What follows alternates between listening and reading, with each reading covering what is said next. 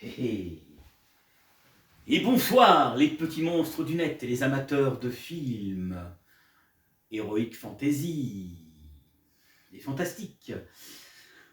Voici maintenant, il y a quelques années, on avait entendu parler d'un remake, d'un dessin animé de notre enfance.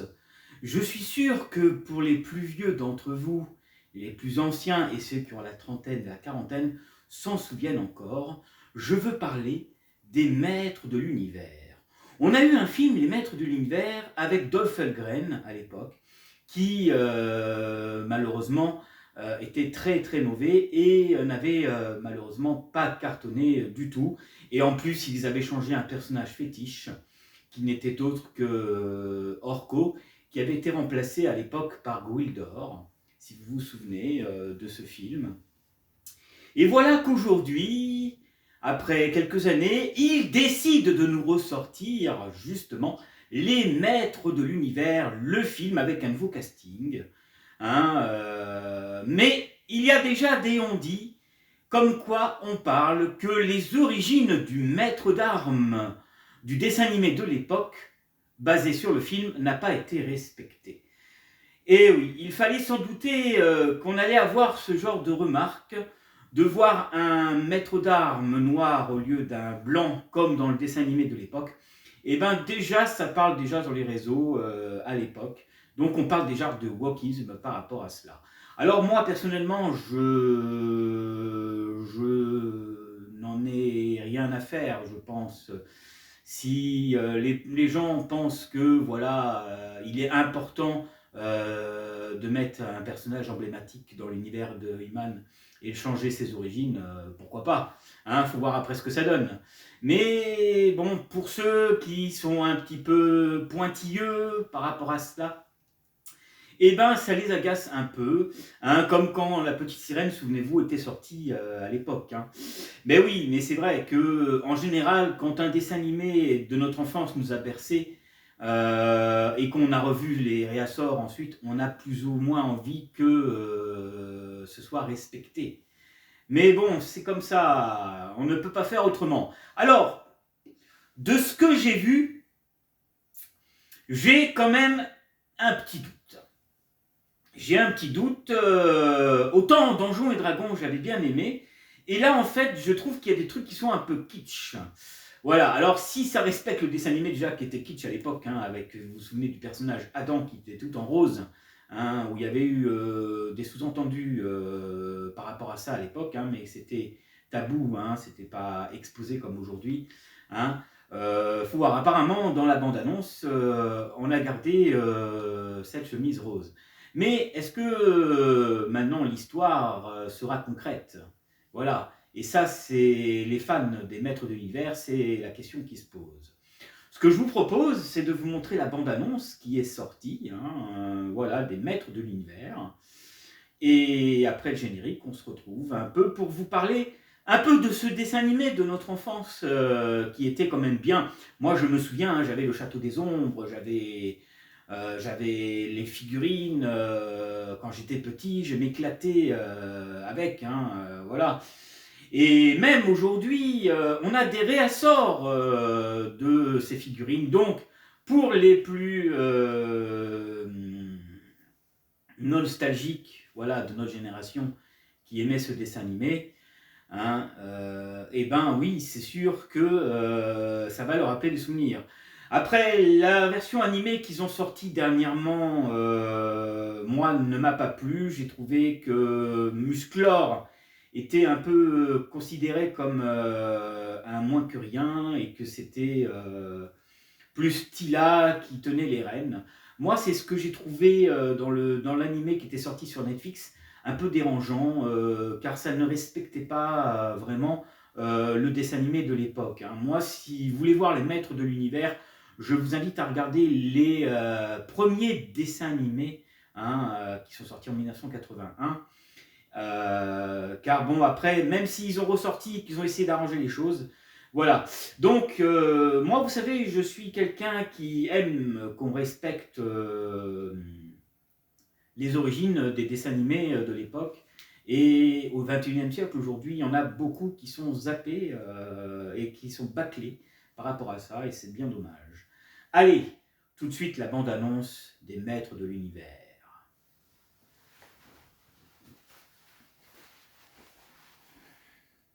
Toutes ces choses qui n'existent que dans les légendes et les contes pour enfants. Les tigres qui parlent, les vaisseaux spatiaux et les épées magiques qui rendent un homme aussi fort qu'un dieu. Là d'où je viens, toutes ces choses sont bien réelles.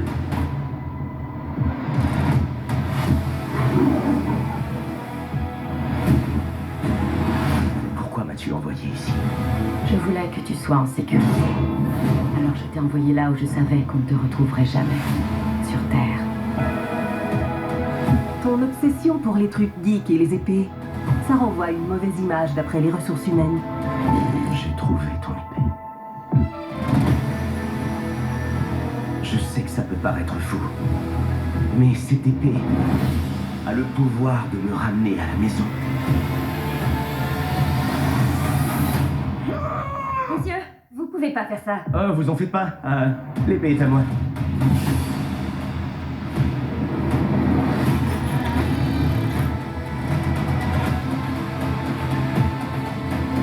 Je te préviens, tu vas trouver ça bizarre.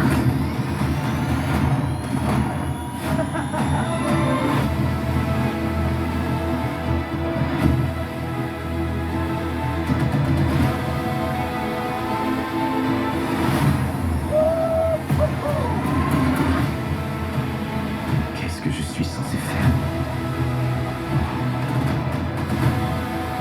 Prends l'épée et protège-les.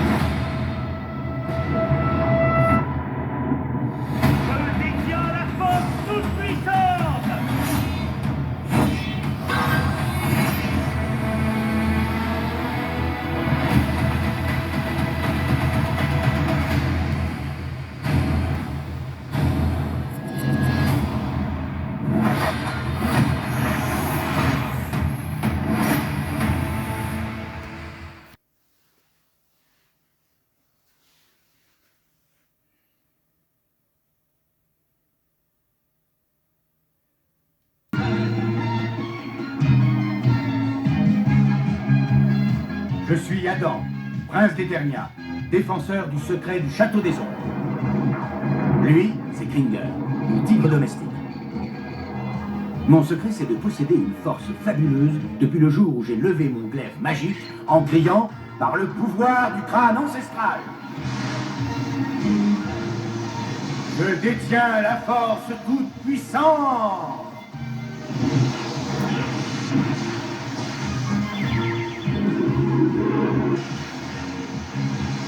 Kringer se transforme alors en tigre de combat. Et moi, je deviens Musclor, l'homme le plus fort qui ait existé jusqu'ici. Les seuls à connaître mon secret sont la sorcière, le maître d'armes et Orko. Ils m'aident tous les trois à défendre le château des ombres contre les forces du mal.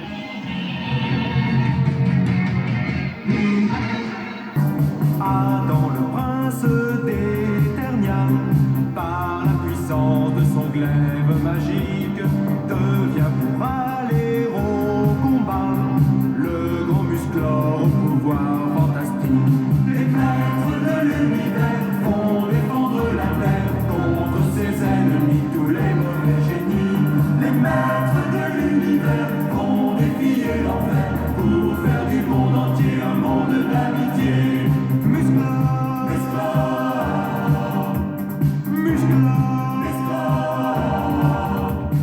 Tous les méchants du monde entier, Zodak le monstre et le grand Skeletor, pour le combattre se sont ligués, mais rien n'abat l'invincible Musclor. Les maîtres de l'univers vont défendre la terre contre ses ennemis, tous les mauvais génies. Les maîtres de l'univers vont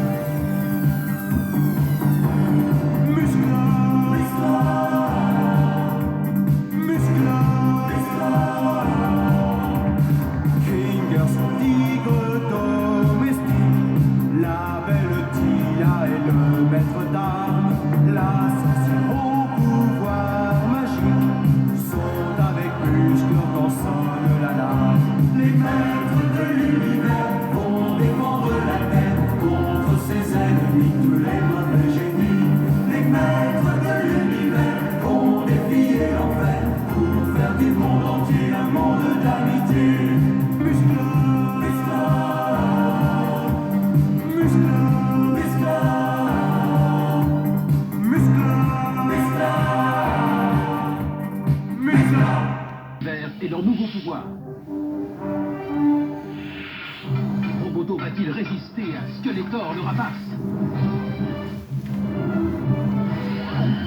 Insector, tu seras le vaisseau des forces du mal. Musclor l'éclair sur Motosonic. Roboto est sauvé. Un nouveau combat sans merci avec les nouveaux maîtres de l'univers. Les nouveaux maîtres de l'univers et leurs nouveaux pouvoirs. Expansor pourra-t-il échapper aux hommes serpents? Fusée Faucon, tu défendras les forces du bien.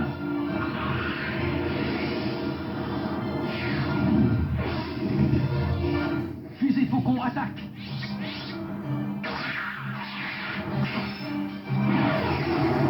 Un nouveau combat sans merci avec les nouveaux maîtres de l'univers.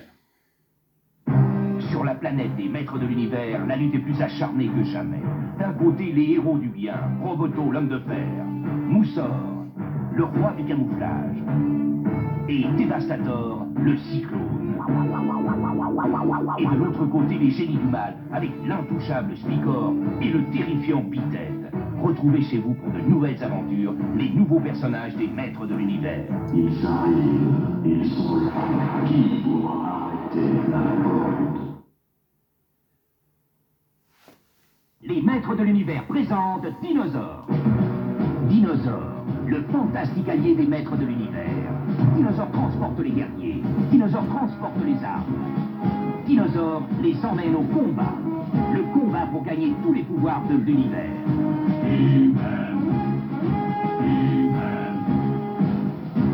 À la taille! Ils arrivent, ils sont là. Qui pourra arrêter la révolte? Les maîtres de l'univers présentent les héros du bien contre les génies du mal. Avec les ennemis jurés Musclor et Skeletor, le venimeux Cobra Khan, Buzz l'intrépide, Webstor le passe-partout,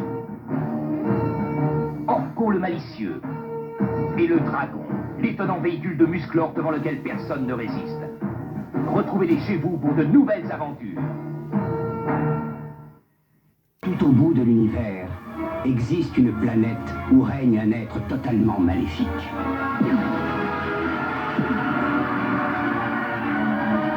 Et il n'y a qu'un homme qui ose le défier. Ils sont lancés dans un combat à mort. Une bataille qui les conduira à travers les cieux. Arrêtez-le! Une bataille qui se terminera. Je veux qu'on les attrape et qu'on me les amène sur la surface. De la Terre.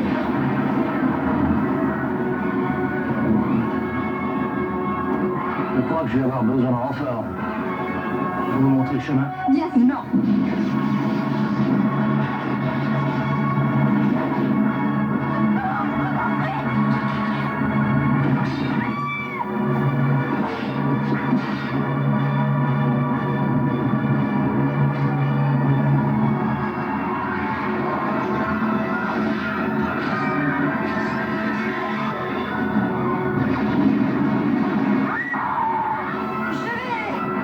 D'une lointaine galaxie, ils sont venus sur Terre. Dolph Lundgren et Musclor, Frank Langella et Skeletor. Eux seuls ont le pouvoir d'être les maîtres de l'univers. For to those that control Grayskull will come the power to be supreme, the power to be almighty, the power to be masters of the universe.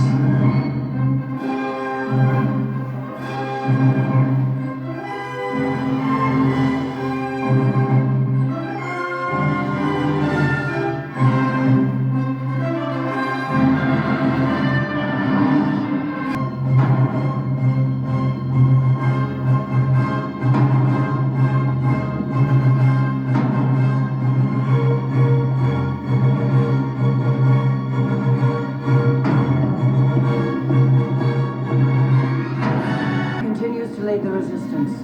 I assure you, we will have him before the day is out.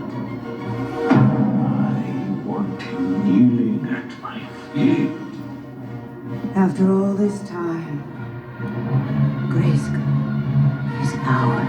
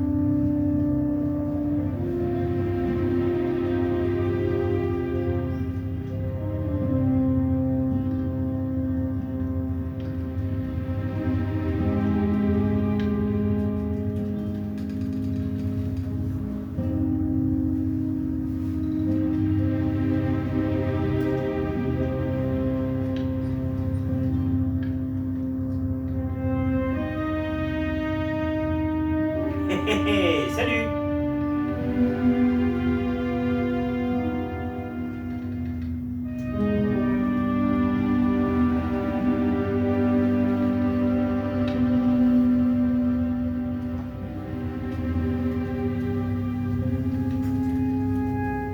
Voilà déjà une décennie que les maîtres de l'univers ont déjà disparu sur nos écrans depuis des années, à part les remasters qu'ils ont fait dernièrement sur Netflix et qui ont malheureusement pas trop marché car beaucoup de critiques avaient eu lieu à cette époque de l'année. Nous voici cette fois-ci pour relancer la franchise des Maîtres de l'Univers après des années d'absence sur nos écrans, du moins pour avoir au moins un film. Et aujourd'hui, ils ont décidé d'en faire un. Alors, est-ce que la question qu'on se pose, est-ce que ça sera un flop, hein, comme le premier? Est-ce qu'il y aura un petit peu d'amélioration ou est-ce que ça sera vraiment kitsch et ça plaira pas au public? Le réalisateur qui nous fait les Maîtres de l'Univers avait tourné quelques films, avait réalisé quelques films, notamment Les Origines de Bumblebee, si vous vous souvenez, la voiture jaune qu'il y avait dans Transformers.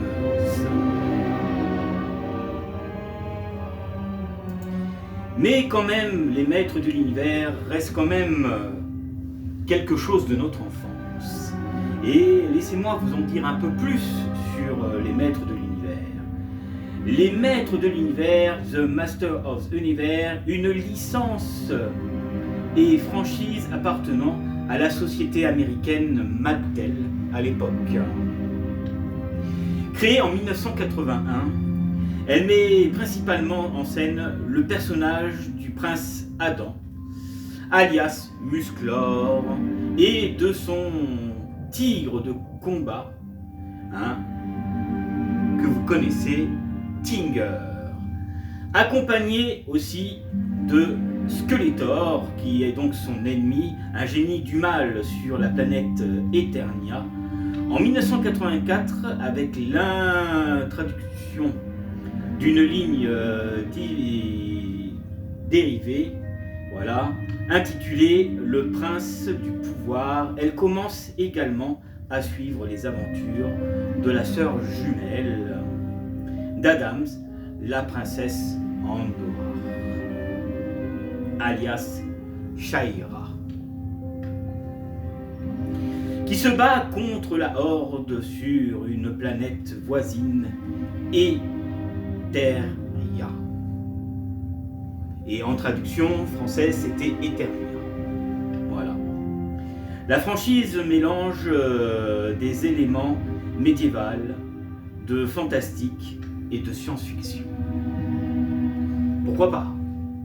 À l'époque, ça résonnait bien. Nous avions eu aussi les monstres plantes, comme ça, bon, qui étaient un peu plus science-fiction quand même, mais qui était aussi un bon dessin animé, malgré qu'il y a eu peu d'épisodes, il n'y a eu qu'une saison, hein, comme Ulysse 31, comme Capitaine Flamme à l'époque, hein, où nous avons vu la plupart des épisodes, des derniers épisodes de cette épopée. Hein, tout ça, mes amis, ça remonte à notre enfance. C'est loin tout ça maintenant, pour nous qui avons déjà 40 ans, hein, ou 30 ans passés déjà. Mais voilà, alors c'est sûr et certain que le film va faire parler de lui à sa sortie au cinéma qui est prévue normalement cet été. Hein, donc nous verrons bien ce que ça donnera. Alors il faut savoir que la série elle commence à l'origine en tant que ligne de figurines articulées, voilà, avant de s'étendre à la télévision avec plusieurs séries d'animation.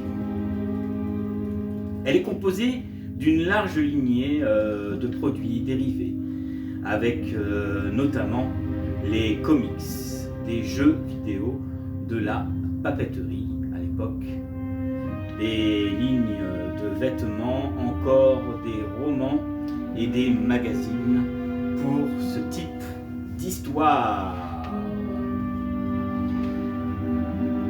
et de matériel. Histoire. En 1981, Mattel lance la gamme de jouets aux États-Unis, puis décide de créer une série animée afin de servir sa propre promotion. Voilà. C'est ainsi que Flimaction crée en 1983 le dessin animé qui deviendra rapidement un succès mondial. Cette série culte fera l'objet de spin-off et de remake aussi, et se verra décliner une multitude, mes amis, de productions dérivées dans le monde entier, en parlant des maîtres de l'univers, bien sûr. À la suite du succès du comics à l'époque, mes amis, Conan le Barbare des années 1970 et créateur aussi par Rod Howard, voilà, qui est donc le papa de Conan, des figurines de Star Wars au début des années 1980, Mattel cherche à lancer une nouvelle gamme de jouets Heroic Fantasy, les droits de Conan étant fort onéreux et l'univers trop violent et trop adulte. Mattel, après une production test infructueuse,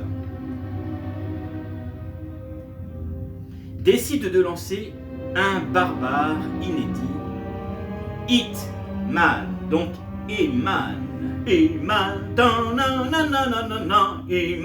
voilà, alias Musclor. Donc vous voyez, Conan le barbare a inspiré notamment Musclor. Et oui, c'est logique, mes amis, c'est logique. Tout en conversant les moules originaux, mais en changeant subtilement le dessin. Il s'avère par ailleurs que les enfants interrogés préfèrent un héros blond de Mattel à l'idée de créer une gamme très vaste, pas seulement centrée sur son héros, mais également sur des alliés ennemis, accessoires toujours plus nombreux. Ajoutés à cela, la firme fournit dans chaque blister un comics relatant une aventure des différents personnages avec un conditionnement soigné et illustré. Les illustrations sur les boîtes de blisters sont pour la plupart super et une publicité régulière. La gamme rapporte dès le début un accueil favorable quand ils sortent donc les figurines, les maîtres de l'univers. Alors nous savons que Musclor est créé de Conan. Voilà, ils ont voulu faire peut-être un truc un peu plus enfantin. Mais même, je trouvais quand même que déjà le dessin animé était assez violent à l'époque. Hein, même que ça a été censuré. Hein, parce que on disait qu'il y avait des choses des personnages qui étaient un peu trop dénudés. Ou alors ce look un peu rose là, quand il n'est pas déguisé en Musclor, ça parlait un peu sur l'homosexualité. Oui, le personnage est homosexuel.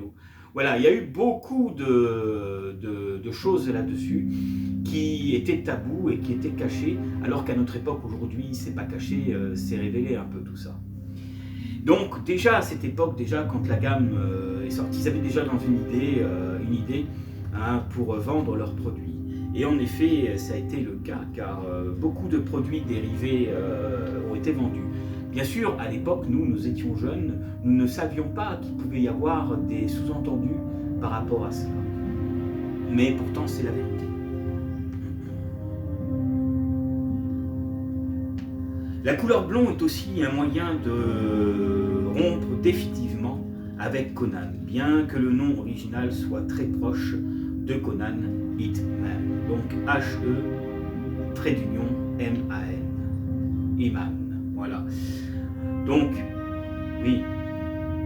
Mais quand même, j'ai quand même une préférence quand même pour Conan, les amis, hein, entre nous.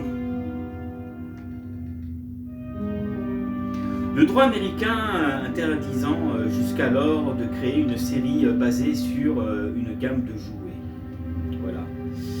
L'abrogation récente de la loi d'interdiction, voilà, permet à Mattel de commander une série animée pour servir à la promotion de sa gamme de jouets auprès de, à l'époque, Filmation. En empruntant à des séries telles que Mintor, Samson, Goliath, Arok, le Barbare et surtout Black Star, Filmation va développer une mythologie et un univers cohérent avec une grande liberté créative vis-à-vis de Mattel. Ils avaient de l'idée quand même pour lancer quelque chose. Hein. Ensuite, qu'est-ce que je peux vous dire de plus? Les concepts de barbares à l'aspect lugubré du Château des Ombres, des premières comics sont abandonnés et Musclor devient le prince possédant une identité secrète et une force fabuleuse lorsqu'il lève son glaive magique. Le prince Adams récite la même formule dans chaque épisode, ce qui va marquer les jeunes spectateurs.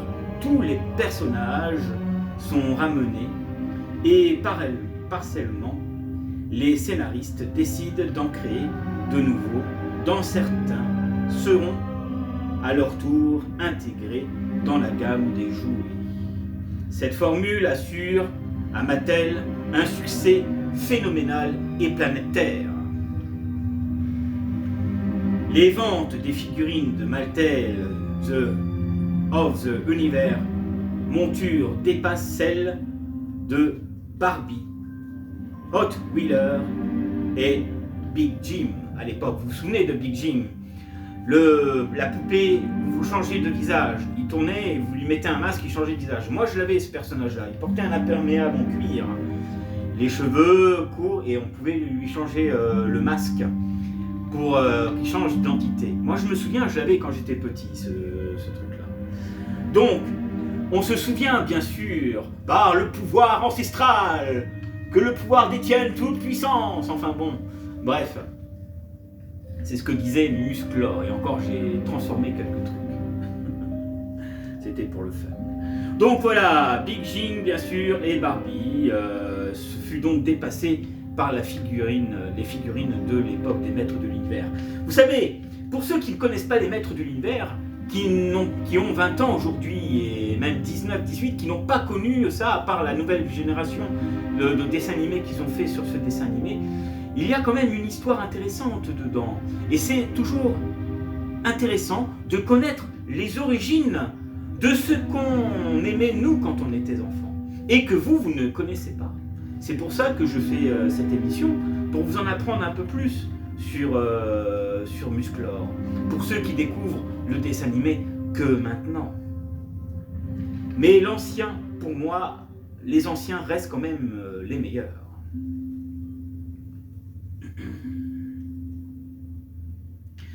En 1984, Mattel décline une gamme de jouets dérivés destinés aux fillettes aussi. Voilà. Et centré sur la sœur de Musclor, Shaira, la princesse du pouvoir. Filmation crée une série spin-off en 1985 qui se veut moins ciblée malheureusement.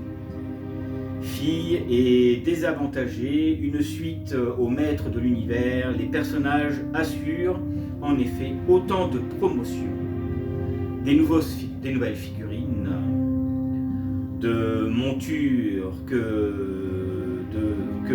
et de Shaira. L'histoire est inspirée de loin de Star Wars, bien sûr, donc de très loin.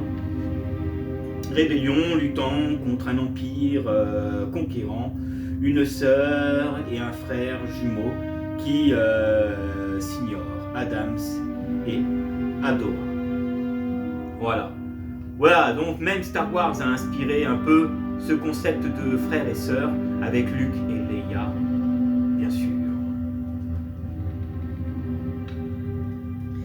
Mais les filons Mattel a fait des émules chez les Haribots et Kenner et les deux games disparition, voilà, victimes de la concurrence après 8 ans d'exploitation.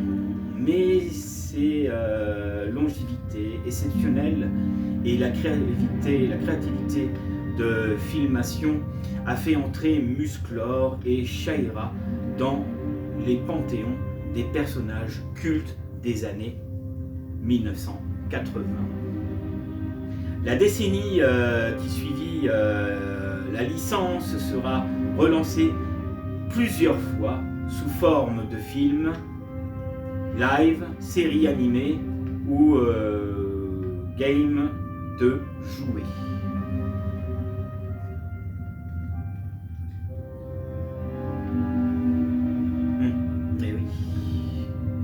Personnages. Pour les dessins animés, les maîtres de l'univers Filmation a développé un univers extrêmement riche et cohérent qui dépasse le cadre de la game des jouets de Mattel. Le soin d'apporter par la production Low Shimmer à l'époque et Alt Stanland ainsi que de nombreuses scénaristes sont pour beaucoup dans le succès de la série. Un autre dessin animé plus tard a vu le jour en 2002 par les studios Mick Young Productions MIP. Nous pouvons y retrouver la plupart des personnages principaux, mais leur aspect graphique était modernisé. Ce dessin animé sans succès n'a pas été traduit en français, si vous ne le saviez pas, mes amis.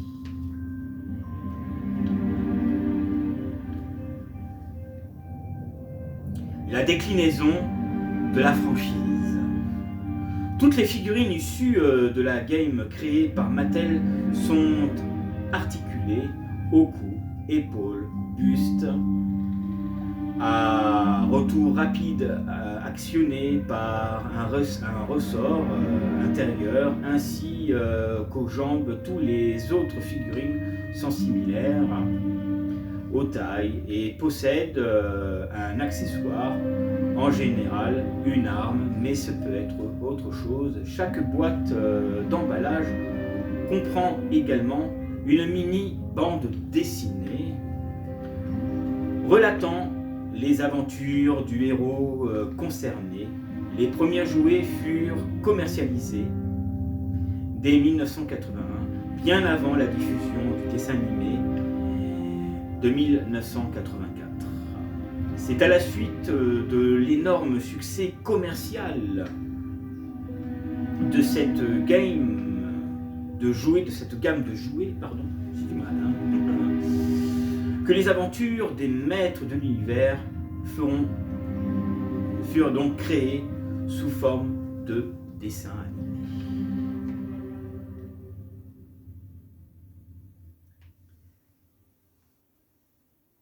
Et si nous changeons de musique? Qu'est-ce que vous en pensez, mes amis?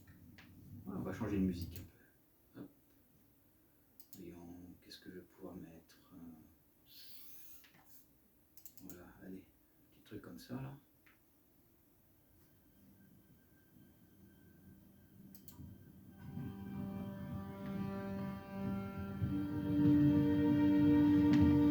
Alors, ligne de jouets. Figurines les maîtres de l'univers, vintage 1981 à 1987. La game originale par laquelle tout a commencé pendant une durée exceptionnelle de 7 ans. La gamme proposa quelques 70 figurines d'action articulées, 4 ensembles de jeux, multiples véhicules, montures et accessoires, tout accompagné de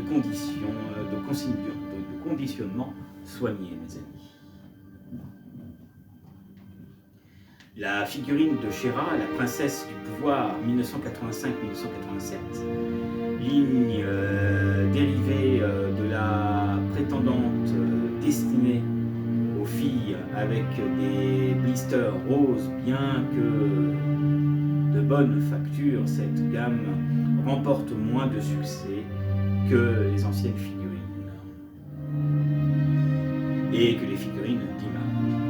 Les héros du futur de 1989 à 1992, après le déclin des deux games précédents, Mattel a tenté de relancer futuriste un musclore malgré une gamme de qualité. Le succès n'a pas été au rendez-vous. Voilà. Donc ils ont voulu passer à l'état de médiéval à médiéval futuriste pour certainement se rapprocher un peu de ce côté que nous voyons un peu dans Star Wars et certains épisodes de l'épopée Star Trek où on pouvait rencontrer des êtres qui étaient plus ou moins médiéval fantastique, habillés en médiéval fantastique. Et voilà, mais cette gamme justement n'a pas fait un succès comme ils ont pensé. Mais bon, voilà, ils ont quand même fait le nécessaire pour relancer la gamme. Et aujourd'hui, les figurines, elles sont cultissimes. Le succès n'a pas été au rendez-vous. La figurine commémorative des maîtres de l'univers, réédition des figurines classiques de 2000 à 2001. À l'occasion des 20 ans des maîtres de l'univers, Mattel a réédité 18 figurines de la gamme originale de 1981 avec des blisters et des mini-comics indiqués. Ensuite, qu'est-ce que je peux vous dire? Figurine Master of the Universe 2000X, nouvelle série entre 2002 et 2003. Ce remake de la gamme des montures est soigné dans le moindre détail et destiné aux fans de la première série, donc notre génération, de ce dessin animé cultissime à l'époque.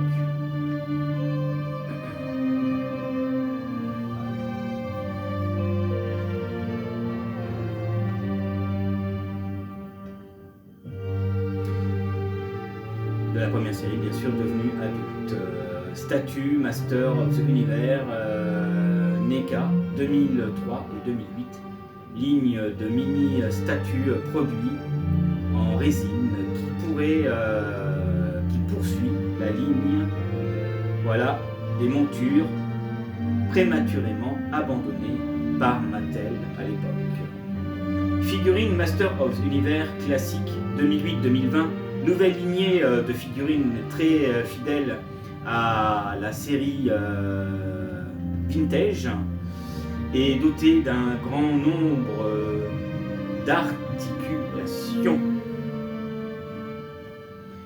Voilà mes amis ce que je peux vous dire sur les maîtres de l'univers.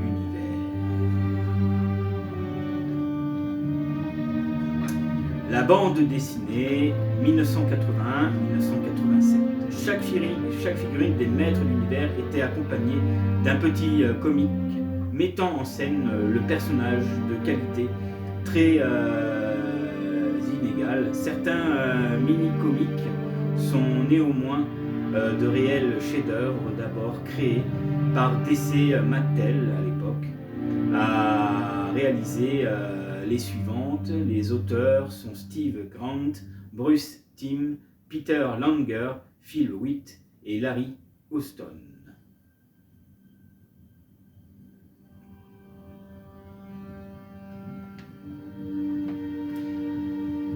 Alors, ensuite, nous avons film et long métrage qui avait été fait. Les Maîtres d'Univers, Le Secret de l'Épée est un long métrage animé de Lou Scheimer, diffusé au cinéma en octobre 1985.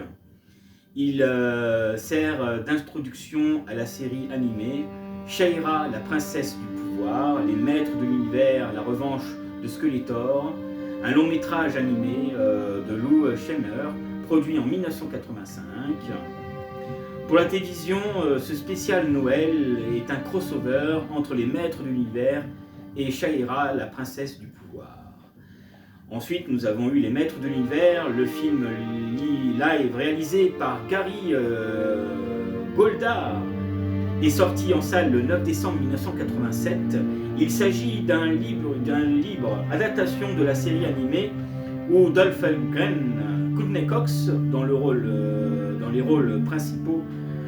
En réalisant ce film, Gary Goldar essaie de rendre hommage à Jack Kirby et s'inspire des créations de celui-ci, voilà mes amis, de celui-ci, des 4 Fantastiques contre le Docteur Fatalis ou Doomsday pour la version anglaise, voilà. Le 4e monde de Thor, un nouveau film est prévu, Les Maîtres de l'Univers, réalisé, voilà mes amis, par Travis Kingler. Donc c'est lui qui va réaliser le prochain Maître de l'Univers. Et maintenant que je vous ai un peu dit sur les films et ce que vous devez savoir, nous allons essayer d'en apprendre un peu sur ce qu'a fait notre ami. Voilà, qu'est-ce qu'il a réalisé, ce Travis? Alors, Travis.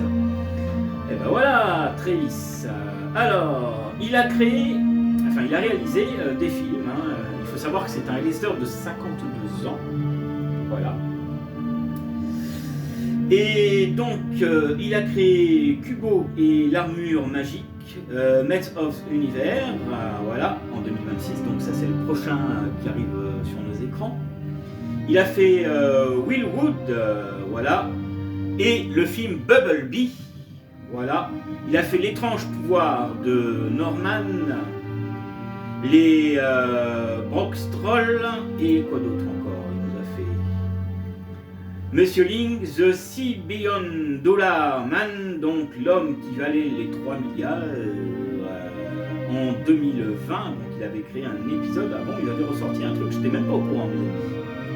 Après, il a fait BB plus Transformers de 1 jusqu'à 1. Après, il ne laisse pas plus de détails. Qu'est-ce qu'ils disent là? Il a fait 1 et 5 apparemment. Voilà, il a fait donc Transformers 1 et 5. Voilà. Et qu'a-t-il d'autre créé encore? Hop, hop. Ouais, bon, il n'a pas fait grand-chose quand même, mes amis. Alors bon, est-ce qu'il va l'emporter avec les Maîtres de l'Univers?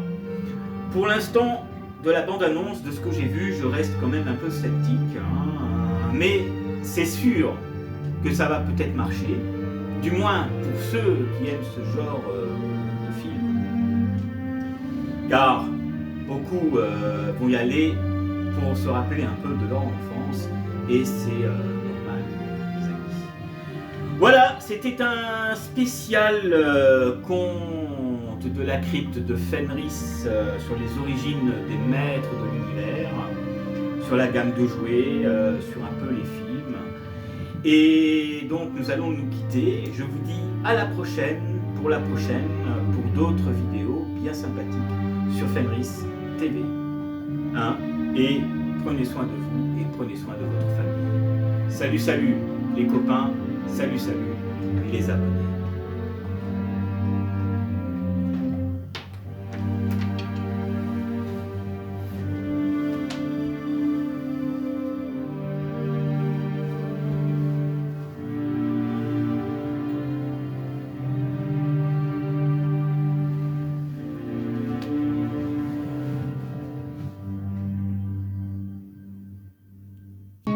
Source, my lovely prisoner at last. I've won. The darkness is rising to embrace you. The dark can embrace the light, but never eclipse it.